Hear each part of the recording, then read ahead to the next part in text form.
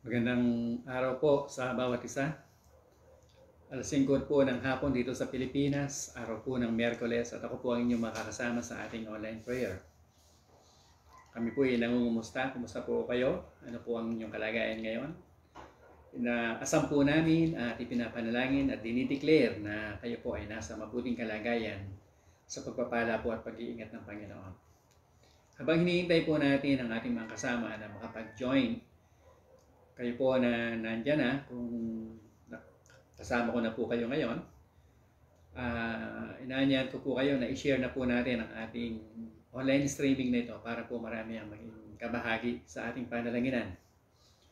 Maraming salamat po sa inyong patuloy na pagsama sa amin tuwing hapon, araw-araw. Ito po ay Ministeryo ng Christ Ambassadors na pinagkatiwala po ng Panginoon sa inyong mga lingkod upang patuloy po kaming makapaglingkod sa inyo sa pamamagitan po ng paghahayag ng mabuting balita ng biyaya ng Diyos na magbibigay po sa atin ng inspirasyon at patuloy na kalakasan ng ating pananampalataya. At maging kabahagi din po kami sa mga prayer request ninyo kung meron po kayong mga gustong ipapanalangin. Kung meron po kayong gustong ipanalangin, pwede po nyong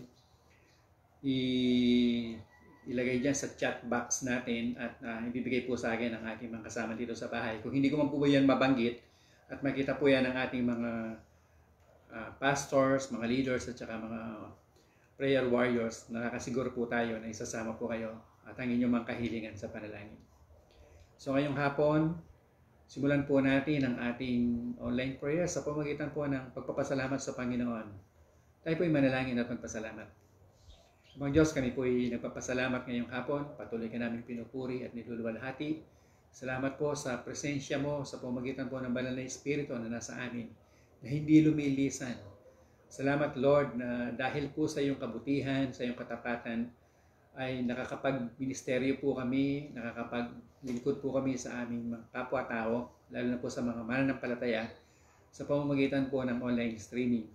Hindi po nalilimitahan ang iyong pabor, Panginoon, at ang inyong kapangyarihan. At hindi po maiksi ang inyong mga kamay para abutin po lahat ang pangangailangan ng mga tao na sa iyo lamang po umaasa. Kaya ngayong hapon, may pagtitiwala po kami na lahat ng aming gagawin at lahat po ng aming ipapanalangin ay makakaabot, Panginoon, sa iyong kalwalhatian, sa iyong trono ng kalwalhatian. At kami po, Panginoon, ay pinakikinggan mo. At kung alam po namin na kami pinakikinggan mo, alam po namin na pwede po namin angkinin ang lahat ng mga panalangin namin pong idinudulog sa iyo. Maraming pong salamat ngayong hapong ito. Patuloy kang mapapurihan at mapasalamatan.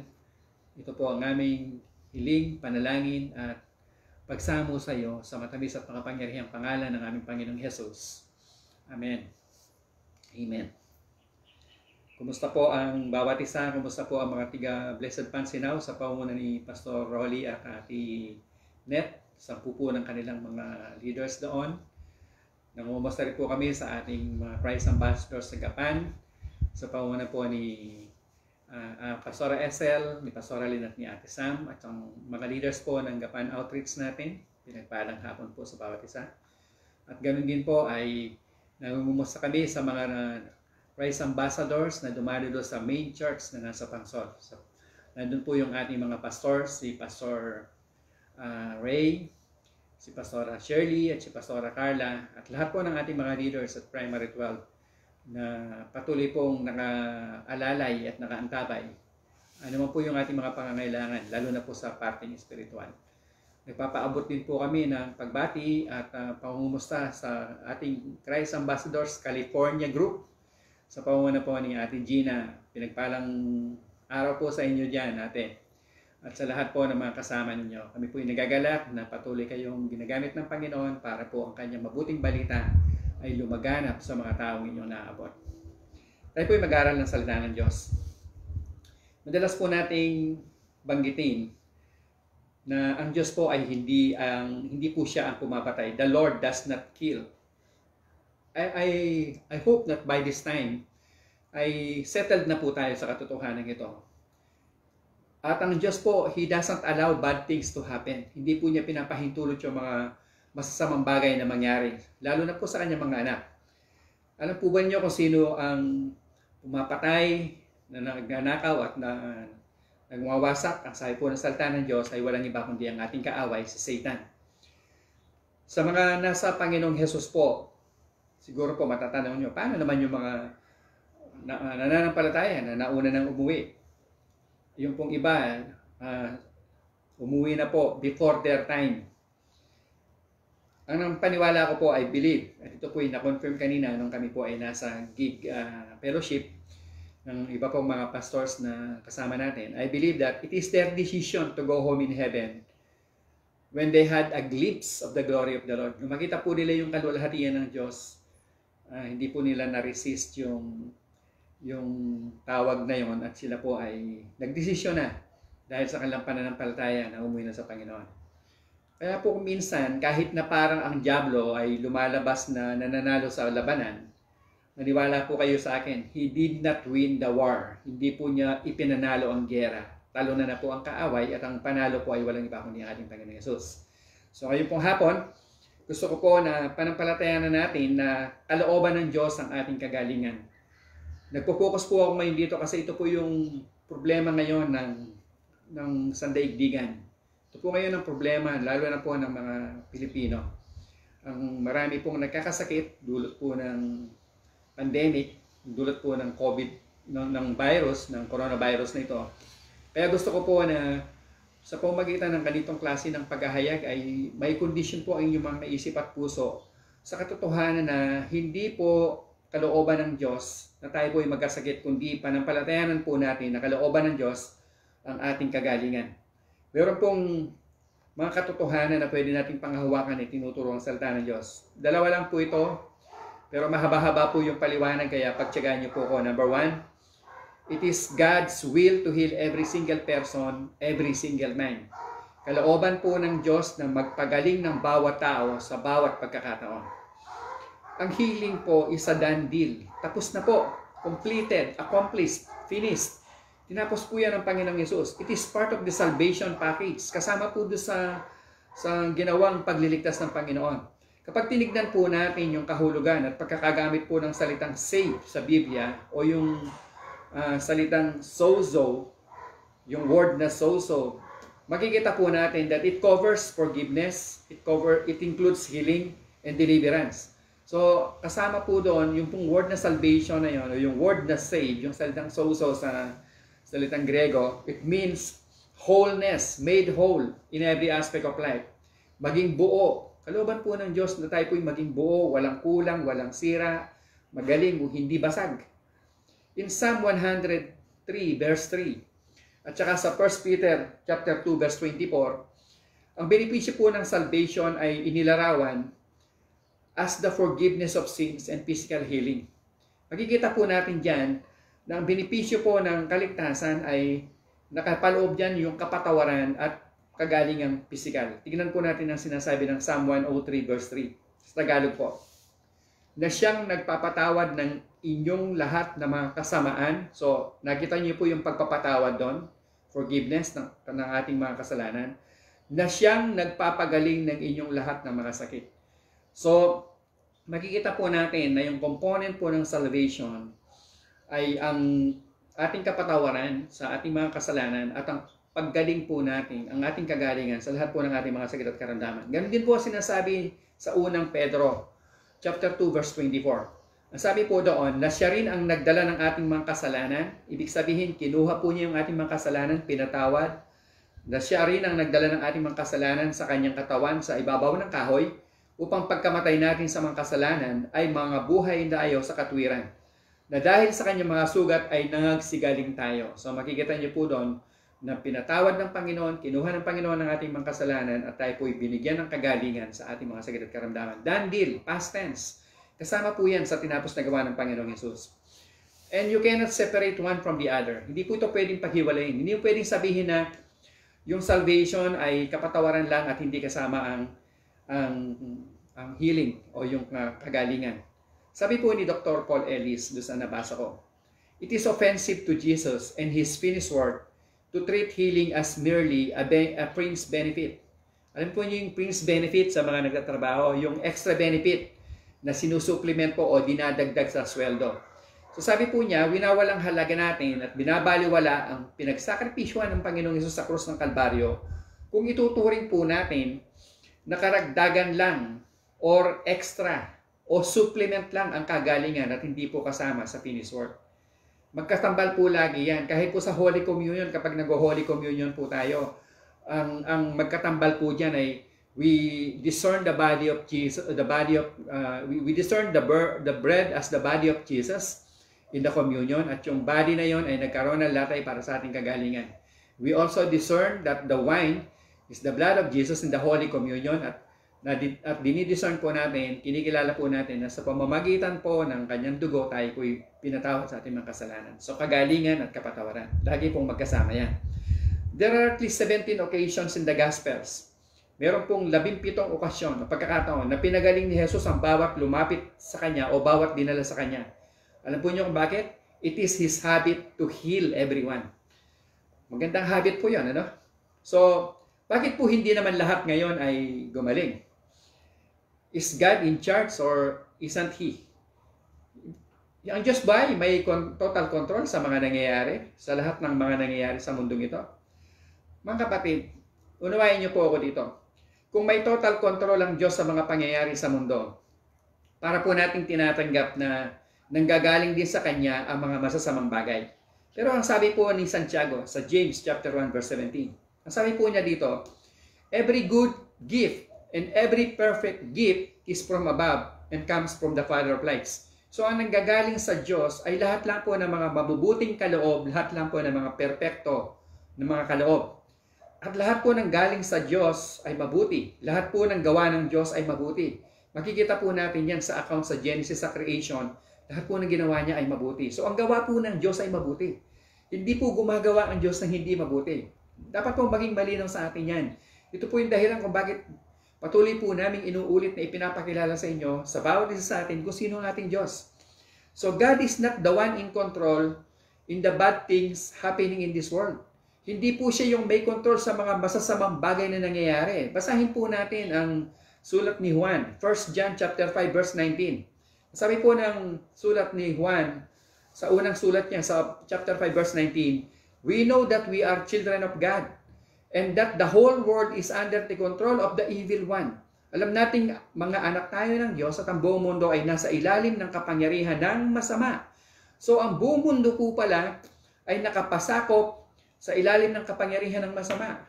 So ang mga nangyayaring masama sa mundo, ito po ay hindi kagagawa ng Diyos. Hindi po ay hindi ipinapahintulot ng Diyos, kundi ito po ay kagagawa ng masama na siyang may kapangyarihan ngayon sa buong mundo. So sickness is part of sin's curse. Yung pong sakit ay bahagi po yan ng sumpa ng kasalanan. So you could say it was Satan's ministry. Pwede po natin sabihin na yan ang ministry ni Satan, ang magbigay ng sakit. Ang regalo po niya sa mundo ay sakit at karamdaman.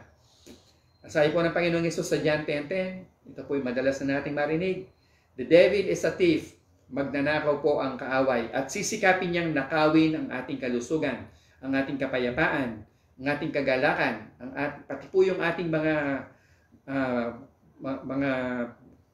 kayamanan, kasi gagastos ka para kapag ikaw ay nagkasakit. Pero marami pa rin po mga Kristiyano ang naniniwala na ang sakit po ay galing sa Diyos. At sinasabi po nila na God makes us sick to teach us humility. Binibigyan tayo ng Diyos ng sakit para turuan po tayo ng kababaan na loob.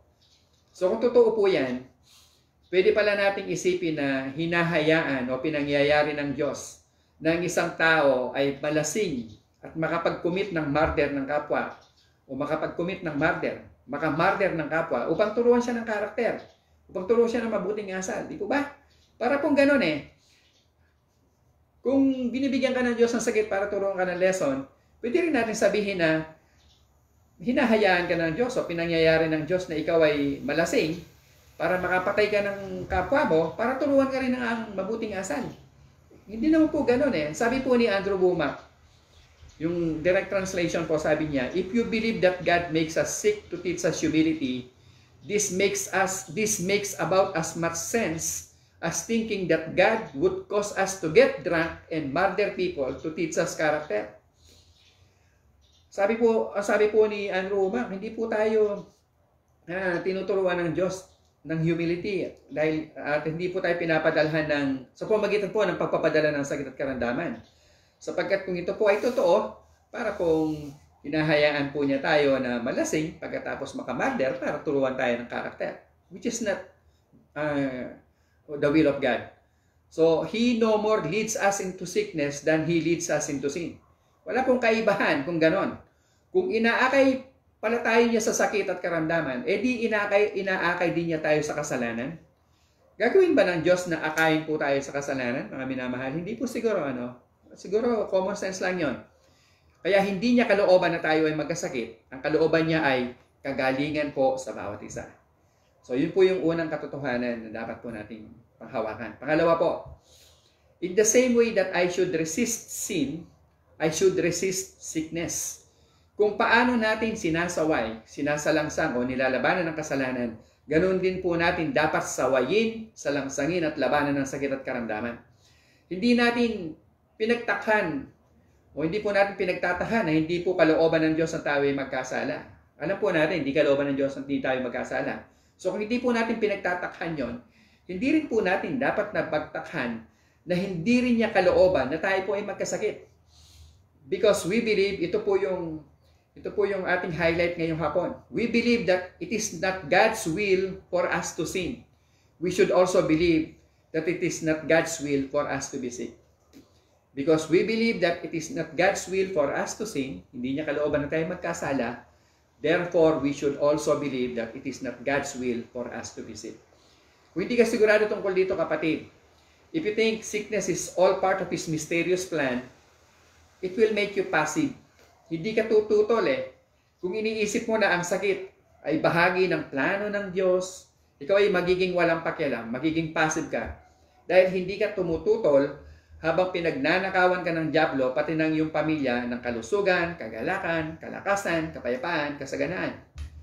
You won't resist the devil and he won't flee from you. Ang sabi po ni James sa chapter 4 verse 7. Hindi mo sasawayin ng dyablo.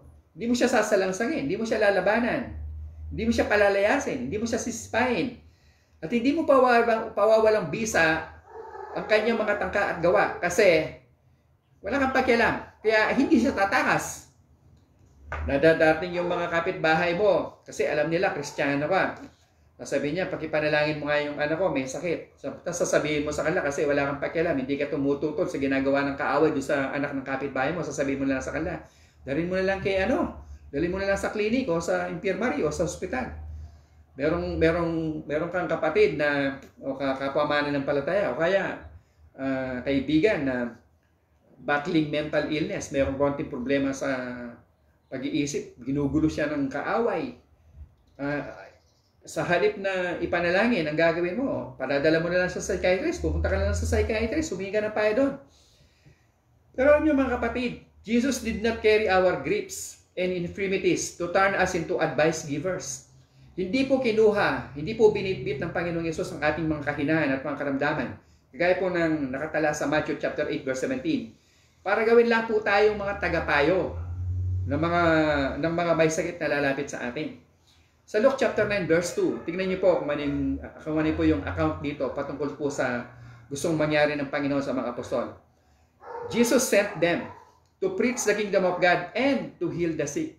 So binigyan po sila ng kapamahalaan para magpagaling ng mga may sakit. Sa Mark chapter 16 verse 18, ang sabi po ng Panginoon, they shall lay hands on the sick and they shall recover. So magpapatong daw ang mga mananampalataya, papatungan nila yung mga may sakit, papatungan nila ng kamay ang mga may sakit at ang mga ito ay makaka-recover o gagaling. Ano po sinasabi ng Bible? Sinasabi po ng Bible na si Jesus gave Himself for our sins to rescue us from the present evil age according to the will of our God and Father. Galatians chapter 1 verse 4. Sabi po sa Tagalog na siyang nagbigay sa kanyang sarili dahil sa ating mga kasalanan upang tayo'y mailigtas dito sa kasalukuyang masamang sanglibutan. So wag po tayong magtaka sapagkat nakahula po sa Biblia na yung pong ating kasalukuyang panahon ay masama. Ang sabi po ng salita ng Diyos, kaya dumating ang Panginoong Yesus, binigay niya po yung kanyang sarili alang-alang sa ating mga kasalanan to rescue us from the present evil age. The Bible describes this age as evil and the whole world as being under the control of the evil one. Sa Psalm 115 verse 16, mababasa natin doon, the heaven, even the heavens are the Lord's. So ang langit ay mga langit ng Panginoon. Sa Panginoon ang langit. Ngunit ang lupa ay kanyang ibinigay sa mga tao. Yung pala lupa, ipinagkatiwala niya sa ating mga ninuno. Pero ano pong ginawa ng tao? Isinuko po niya yung kanyang kapamahalaan kay Satan nung siya po ay madaya doon sa hardin. Nung magpadaya po si Adan at si Eva sa kanya. Kanya nga po ang nangyari, kagaya po nang nabasa natin sa 1 John 5:19, the whole world now is under the control of the evil one. That is why people get sick and die, kapatid. Kaya po nagkakasakit ang mga tao at namamatay. Hindi po kalooban ng Diyos na mamatay ang mga tao. Ang gusto po ng Diyos, hindi walang kamatayan eh. Kaya nga po, the last enemy to be defeated, ang sabi po ng salita ng Diyos is death. Kanya lang po mga minamahal, nung pumasok po ang kasalanan at nung isinurrender po ni Adan ang kanyang pamamahala sa mundong ito na pinagkatiwala ng Panginoon sa kanya, nung i-surrender po niya ito kay Satan, ay nagkaroon po ng control sa Satan sa sanlibutan. Pero meron pong solusyon, meron pong good news, huwag po kayo mag-alala. The solution is found in the cross.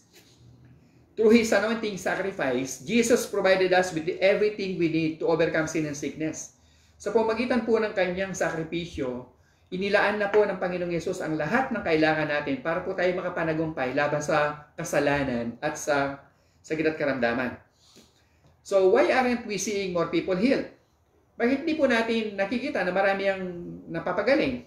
Ito po yung isa sa mga dahilan. Perhaps the number one reason is unbelief arising from ignorance. Maaari po ang isang rason ay kamangmangan kung sino ang Diyos, ano ang kanyang tinapos para sa atin, at ano ang ating kalagayan ngayon sa harap niya. Kaya hindi po tayo makapanampalataya, hindi po natin mapagtiwalaan ang Panginoon kasi bangmang po tayo sa katotohanan kung sino siya, ano na yung kanyang ginawa para sa atin, at sino tayo ngayon sa kanyang harapan. Kasi po, minsan, huwag kayo magagalit sa akin, minsan ito po yung kahinaan ng mga Kristiyano. Nung po sila'y bagong born again, sila po sabik na sabik sa mga salita ng Diyos. Nung sila po ay medyo tumanda-tanda ng mga born again, ang nangyari po ay kinasawaan po nila ang pagbabasa ng Biblia. Kaya po kung hindi ka nagme-meditate ng Bible, kung hindi mo yan binumuse sa yung binagbubulay-bulay, mga minamahal, hindi mo maunawaan kung sino ang Diyos, kung ano yung kanyang ginawa para sa iyo, at kung ano na ngayon ang kalagayan mo sa harapan ng Diyos. Marami po mga tao, kasama po yung mga Kristiyano dito, are not fully aware of what Christ did on our behalf. Hindi po nila alam. Hindi sila fully aware. Hindi nila alam lahat. Marami po yung mga nakatago sa kanila. Yung po mga ayaw maniwala that God is in the healing business, ang ginagamit po nilang verse ay yung 2 Corinthians 12:7 na sinasabi doon na si Paul ay may thorn in the flesh. O kaya po yung kay Timothy, na si Timothy po ay may trouble sa kanyang tiyan, dyan sa kanyang tiyan. Lagi sumasakit ang tiyan. Naka-record ko sa 1 Timothy 5:23. Alam po ninyo, yung thorn in the flesh is an Old Testament idiom. Babasahin po natin. Na ibig sabihin, it refers to persecution and it doesn't refer to sickness. Yung pong thorn in the flesh is not sickness, it refers to persecution. Sabi po ng Numbers 33 verse 55. Ngunit kung hindi ninyo palalayasin ang mga nananahan sa lupain sa harap ninyo, ay magiging parang mga tibo, thorn, sa inyong mga mata at parang mga tinik sa inyong mga tagiliran ang mga ititira ninyo sa kanila. So, idiomatic expression po ito na nagpapahayag na yung po palang thorn in the flesh ay hindi talaga sakit kundi persecution. Sabi po sa isa pang account sa Lumang Tipan, Judges chapter 2 verse 3, sila'y magiging parang mga tinik sa inyong mga tagiliran. So yung tinik sa tagiliran ay hindi po sakit kundi persecution. Gusto ko lang po na magkaroon po tayo ng tamang pananaw dito. Yung naman po tungkol kay Timothy. Sinabi po ni Paul kay Timothy na huwag ka lang iinom ng tubig. Uminom ka rin ng konting alak. Yung konting alak po doon, fortified wine, ay pinapainom po ni Paul kay Timothy para po hindi siya iinom ng local water at hindi po siya magkaroon ng upset stomach na may kasamang diarrhea kapag po siya ay nagta-travel. So hindi po ito it doesn't refer to sickness as well. So, pasadahin lang po natin na mabilis ang mga tinatawag po nating mga laws of the kingdom. Hindi po ito yung Ten Commandments, kundi ito po yung mga batas sa kingdom of God that govern healing. Ito po mga laws na ito, like the laws of physics, are consistent and universal. Pangkalahatan. They describe the way that God releases His power. Pinapakita po ng mga laws na ito, itong yung mga universal laws na ito, kung paano po ipinapadala o pinapakawalan ng Diyos ang kanyang kapangyarihan. For instance, sabi po ng Romans 10:17, faith comes by hearing and hearing by the word of Christ. So kung hindi mo pa narinig na dinala na ni Jesus ang lahat ng iyong karamdaman, pinagaling ka na niya, mahihirapan kang paniwalaan na nagpapagaling siya. Di po ba? Kung hindi mo narinig, paano paniniwalaan? So hindi ka makakapaniwala. Sabi po ng nabasa ko, this is one of God's laws that many people violate. They want to receive from the Lord, but they don't want to spend any time in His Word. Nais nilang tumanggap mula sa Diyos, hindi naman sila naglalaan ng panahon sa Kanyang salita. So, paano ka tatanggap kung hindi mo alam kung ano ang tatanggapin mo? So, mga kapatid, kailangan po natin maglaan ng panahon sa Kanyang mga salita para makita po natin ang lahat ng Kanyang mga pangako at ito po ay mapanghawakan natin. Jesus said, you need to exercise your God-given authority and speak to your mountains. Another law. Sabi ng Panginoong Yesus, kailangan natin gamitin ang ating kapamahalahan na ibinigay ng Diyos at utusan ang ating mga problema na lumayas. Yung po mga mountains sa Bible, they represent problems. So, kailangan po natin kausapin ang ating mga problema. Ako ginagawa ko po ito, kinakausap ko yung aking mga sakit at karamdaman, pinapalayas ko. Kung ano man po yung nagbibigay sa akin ng sakit at karamdaman, kinakausap ko, pinapawalang bisa ko po ang mga problema na nasa buhay ko. Kasi yun po yung sabi ng salita ng Diyos. Sabi ng Mark 11:23, whoever shall say to this mountain, be moved and be cast into the sea, and shall not doubt in his heart, but shall believe that what he said shall occur, he shall have whatever he said. So kung ano man po yung ating sasabihin, kung ano man yung iuutos natin, kung ano yung idideklara po natin, at hindi po tayo magdududa, kundi tayo po'y mananampalataya kasi kalooban po ito ng Diyos, ito po'y mangyayari. Sabi po na Mark 11:24, whatever you ask in prayer, believe that you have received it, and it will be yours. Paano po tayo tatanggap? Sa pamamagitan po ng pananampalataya. Para po mapanampalataya na natin, kailangan nating marinig ang mga pangako. Amen. Isa pa pong batas ng Diyos para idilang problema. You don't have to understand how that works anymore. That you need to understand how electricity works in order to benefit from it. Ito po yung isa pa. You need to act on your faith. Lakaran mo kapatid ang iyong pinapanampalatayanan. If you believe that you are healed, pero patuloy mo pa rin iniisip na meron kang sakit, patuloy mo pa rin sinasabi, inihahayag na ikaw ay may sakit, at patuloy ka pa rin kumikilos o lumalakad na para kang may sakit, then hindi magmamanifest yung healing sa'yo. So kung naniniwala ka na ikaw ay pinagaling, huwag ka nang mag-isip na ikaw ay may sakit. Huwag ka nang magsalita na ikaw ay may sakit. Kaya kung minsan po mga kapatid, nagtatawanan kami, masakit ang ulo ng isa. Sasabihin niya, hindi masakit ang ulo ko. Hindi niya sinasabi kung ano yung nararamdaman niya. Habang ito po ay pagbibiroan namin.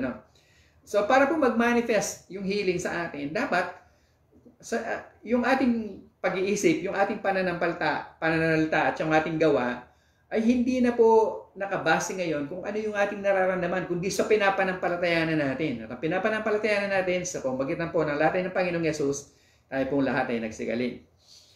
Yung pong laws of the kingdom na binanggit ko, yung pong tatlong yon, like the laws of electricity, have always been there. Nandyan na po yan eh.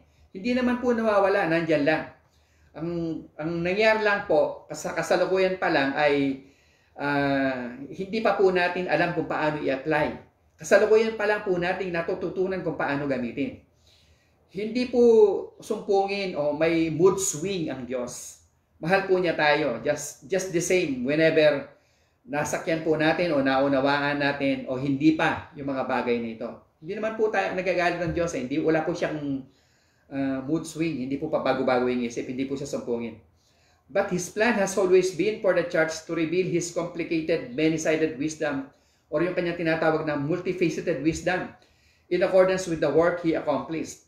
Ang kalooban po ng Diyos ay ipahayag ng church, ipahayag po ng mga mananampalataya, ng bawat Christ ambassador, ang kanyang kapuspusan, yung kanyang maraming paraan, yung maraming mukha ng kanyang katalinuhan, ayon sa gawang tinapos at kinumpleto ng ating Panginoong Yesus. One of the greatest tragedies of the modern church is that we are ignorant of God's will and His ways. Wala po tayong kaalaman. Kagaya po na nabanggit ko kanina, mangmang po tayo sa kalooban at pamamaraan ng Diyos. And ignorance is deadly. Sabi po ng Hosea chapter 4 verse 6, my people perish. My people are destroyed for lack of wisdom. Mamamangha po tayo at the potential of life and wholeness that was made available to us through the cross. Dahil po sa krus, mga minamahal, ang nakamamanghang potensyal o kakayanan na mamuhay na masagana, payapa, walang sakit, buo, walang kulang, walang sira, walang karamdaman, ay nihanda na po ng Panginoong Hesus para sa akin. Jesus did not give Himself merely to rescue us from hell in the next life. Ulitin ko po ito. Jesus did not give Himself merely to rescue us from hell in the next life. He also came to rescue us from the evils of the present. Di po ba nabasa natin ngayon na ito pong present time na ito ay evil? So hindi po tayo sinagip at tinubos ng Panginoong Hesus mula sa kapahamakan para po sa susunod na buhay lamang, kundi dumating po siya upang sagipin po tayo, upang tubusin din tayo mula sa mga kasamaan at plano ng dyablo laban sa ating kasalukuyang panahon. And finally po, ang sabi po ni T.L. Osborne, both sin and sickness came into the world through the fall of human race. Therefore, we must look for the healing of both the sin and sickness in the Savior of the human race. Kung dumating po yung kasalanan ng sakit dahil po sa pagbagsak ng tao, kailangan din po natin ngayon tignan na ang gamot naman sa kasalanan at sa sakit ay nasa Savior naman po ng tao at ito po ay walang iba kundi ang ating Panginoong Hesus. Mga minamahal, kung naantig po kayo, meron pong nasaling ang Panginoon sa mabuting balita ngayong hapon. Ayaw pala niya ang sakit at karamdaman para sa inyo at hindi po niya kalooban na kayo magkasakit, ang kalooban niya kayo gumaling. At gusto po niyo mas lumalim ang inyong pagkakaunawa patungkol sa mga kalooban ng Panginoon. Pero hindi pa po niyo alam kung paano. Napadaan kayo sa page na ito, nasumpukan niyo, nakita po niyo may nangangaral, nagustuhan niyo yung pangangaral, at ngayon po ay gusto niyo po makilala ang Panginoon. Simple lang naman po at gusto ko po kayong challenge na magsuko ng buhay sa ating Diyos, sa ating Panginoong Hesus. You are not coming to a church. You are not coming to a religion. Hindi po kayo sumasali sa isang asosasyon. Kayo po ay lumalapit sa Panginoong Hesus. Kaya sumunod po kayo sa panalangin to. Ang tawag po namin dito is prayer of acceptance. Ito po ay pagsusuko ng buhay at pagtanggap sa ating Panginoong Hesus. Pagkilala na hindi nyo po kayang iligtas ang inyong sarili, kayo po yung mga makasalanan, hindi po nyo kayang pagalingin ang inyong sarili, kailangan po nyo ng tagapagpagaling at kailangan po nyo ng tagapagligtas. Sumunod po kayo sa panalangin at tarihin yung panalangin po nyo ito. Sabihin po natin, Amang Diyos, ako ay nagpapasalamat sapagkat si Jesus ay dumating upang ako ay sagipin at tubusin sa kasalanan at ako'y pagalingin sa sakit at karamdaman.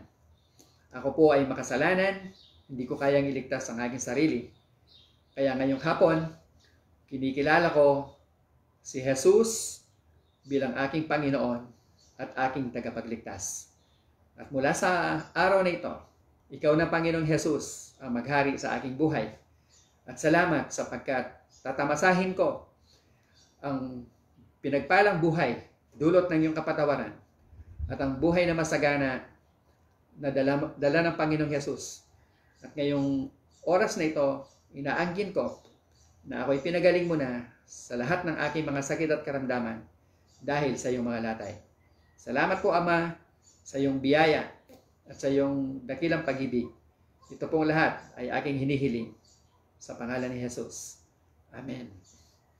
Salamat po. Samahan niyo po ako ngayon sa pananalangin para po sa mga prayer request. Kung meron pong mga prayer request na hindi ko nabasa o hindi ko po nasali sa panalangin na ito, makakatiyak po kayo na ang ating po mga prayer warriors, mga leaders at pastors, sila po yung mananalangin para sa inyo. Tayo po yung manalangin, samahan niyo po ako sa panalangin. Amang Diyos, kami po'y patuloy na nagpupuri, nagpapasalamat at dumadakila sa iyo. Ngayon pong hapon, pinasasalamatan po namin ang buhay ni Imang Medi. Buhay na nakasuko sa iyo, Panginoon. Buhay na pinagpala mo, buhay na pinasagana mo. Buhay na naranasan po niya kung saan nandoon ang kapayapaan, nandoon po ang iyong kabutihan sa kanya at sa kanyang pamilya. At sa kanyang pag-uwi sa iyo, Amang Diyos, nagpapasalamat po kami sapagkat alam namin wala na pong sakit, wala na pong hirap, at siya po ngayon ay meron ng kapayapaan, kapahingahan, at kasama na po ang aming Panginoong Yesus sa kanyang kalwalhatian. Ang aming pong dalangin, Amang Diyos, ay kapayapaan, kaaliwan, at kagalakan para po sa pamilyang kanyang naiwan. Salamat po, Panginoon, sapagkat alam po namin na sa mga panahon na ito, ikaw po ang gumagabay sa kanila, hawak mo po ang kanilang mga buhay, ikaw po ang umaaliw sa kanila pong pagdadalamhati. Maraming po salamat sa buhay po ng bawat isa. Sa iyo po mapagpalang kamay po namin sila pinagkakatiwala. Amin din pong hinihiling at amin din pong, Panginoon, itinataas sa iyo ang kumpletong kagalingan ng lahat ng mga may sakit at may karamdaman.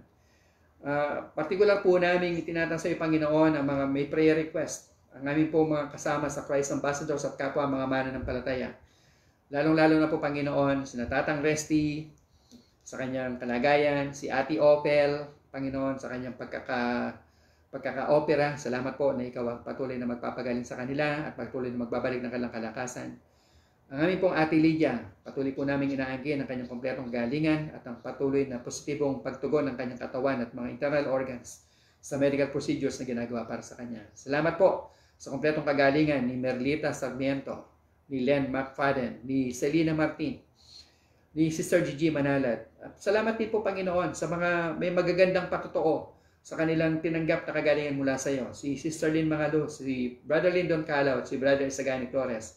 Patuloy po namin silang itinataas at patuloy po namin pinasasalamatan sa iyo ang kanilang kompletong kagalingan at inaangkin po na sa pamagitan ng latay ng Panginoong Yesus, sila po'y magaling na, sila po'y pinagpala mo na ng kalakasan at ng kagalingan, Panginoon, at ng health, Panginoon, sa kanilang mga buhay. Salamat po. Meron man po kaming hindi nabanggit ngayon, ay patuloy din po namin inaangkin ang kanilang kagalingan, Panginoon, at ang kalakasan po at ang kalusugan na dulot po ng tinapos na gawa ng Panginoong Yesus. Partikular, amin pong itinataas sa iyo si Jonathan Tangcuangco, Panginoon, at ang kanyang pamilya, si Kumaring Gina. Ang bata pong ito, Panginoon, ay may kinakaharap na pagsubok. At ito po ay padala ng kaaway. Hindi po ito galing sa iyo. At dahil po alam namin na hindi po ito kalooban, ay amin pong ine-exercise ngayon ang authority na pinagkaloob mo sa amin. Sa pangalan ng Panginoong Yesus, nagdideklara po kami ng kompletong kagalingan. At sa pangalan po ng Panginoong Yesus, ito pong batang ito, Panginoon, ay hindi lang gagaling kundi magkakaroon po ng isang long and satisfying life. At amin pong pinapawalang bisa ang anumang pong gawa ng kaaway, anumang pong pinadalang sakit ng kaaway sa kanyang buhay. At amin pong pinapalayas ang sakit na ito. At kung ito man po ay sakit na magdudulot ng mas grabe po pong sitwasyon sa kanyang buhay, hindi po namin ipinapahintulot ito, Panginoon. Kasi sabi mo, lahat ng hindi namin ipapahintulot ay hindi ipapahintulot sa kalangitan. Kaya hindi po namin ipinapahintulot na mga nanagumpay ang kaaway sa pagpapadala po ng sakit at karamdaman sa batang ito. At aming patuloy po na itinataas sa iyo ang buhay ni Ate Gina, ni Kumaring Gina, patuloy po na maranasan niya ang iyong kapayapaan at magtiwala lang po siya sa iyo, Panginoon, at manalig na isusupply mo rin ang lahat po ng kanilang mga pangangailangan. Sa iyo po mapagpalang kamay, amin po silang pinagkakatiwala. Salamat din po sa buhay po ng aming mga kababayan na may sakit dahil po sa coronavirus o ano pong sanhi nito. Patuloy po kami nagdideklara ng kagalingan amang Diyos, kalakasan, kalusugan, at ang iyong provision sa lahat po ng kanilang mga pangangailangan. Salamat po sa good health, sa long and satisfying life, sa divine protection and abundant blessing and provision mo, Panginoon, sa lahat ng mga Christ Ambassadors, nasan man po sila. Kung sila man po ay nasa ibang dako, Panginoon, ng mundo, kung sino man po ay nandito sa Pilipinas, ay inaabot po namin sila sa panalangin ito. Amin pong sinasali sa panalangin ang lahat po ng aming mga online prayer partners at lahat po ng kasama ngayon sa panalanginan at manonood ng replay mamaya. Panginoon, nagdideklara po kami ng iyong kabutihan sa kanilang mga buhay. Nagdideklara po kami ng mabuting kalusugan. Nagdideklara po kami na lahat po ng kanilang mga pangangailangan ay iyong kinakatagpo. Amin din pong itinata sa iyo ang amin pong inaanak si JR Salenga, Panginoon. Nagpapasalamat po kami sa kanyang kompletong kagalingan. Ano man pong sakit at karamdaman ng padala ng kaaway, hindi po ito makakapanagumpay sa kanya. Sa iyo po lamang kami kakapit at siya na po mag-asawa, Panginoon, ay sa iyo lang po nagtitiwala. Naniniwala po kami na pinagaling mo na si JR. At Panginoon, makakabalik po sila dito sa Pilipinas ng ligtas, pinagpala, maayos, at mapayapa at may kagalakan. Salamat po. Patuloy mo pinuprovide ang lahat ng kanilang mga pangangailangan. Amin din po ang idinadalangin ang matanggumpay na ministry ng Christ Ambassadors sa main church, sa katuwang po ng inyong Panginoon, ng inyong mga lingkod, si Pastor Ray, si Pastora Shirley, Pastora Kala, at lahat po ng mga leaders. Baging ang Christ Ambassadors Blessed Pans Now Church outreach sa pangingina po ni Pastor Rolly, ni Ate Net, at lahat po ng mga leaders. At ang aming pong Christ Ambassadors Gapan outreach sa pangunguna po ni Pastora Esel, Pastora Lynn, at Ate Sam, at ang aming pong Christ Ambassadors California sa pangunguna po ni Ate Gina. Patuloy po naming dinataas ang buhay po ng bawat isa at inaangkin na maging relevant ang mga ministeryong ito para po makaabot sa lahat po ng mga pangangailangan at nangangailangan ng kaligtasan. Sa lahat po ng mga tao na may pangangailangan, lalo na po ang kanilang pangangailangan sa kaligtasan. Sa mga tao po na nangangailangan ng pag-asa at ng biyaya ng Panginoon. Amin pong idinideclare na magiging channel of blessings ang mga ministeryong ito kahit sa pamamagitan lang po ng social media at online platforms. At magiging daluyan po ng mabuting balita na hindi po nagdadala ng takot. Hindi po nagbibigay ng guilt at condemnation sa mga makakarinig, kundi ang dala po ay ang mayamang pabor at dakila at unconditional love ng Amang Diyos. At salamat po, nagagamitin mo ang bawat Christ Ambassadors, ang bawat isa po na binigyan mo ng kapamahalaan, Panginoon.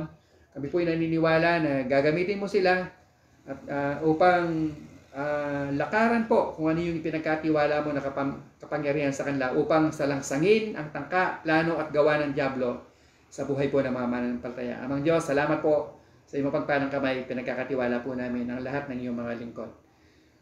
Papasalamat din po kami, Panginoon, at kami po ay nagdideklara ng iyong kaaliwan at kagalakan sa lahat po ng mga nawala ng mahal sa buhay dahil po sa COVID at iba pong kadahilanan.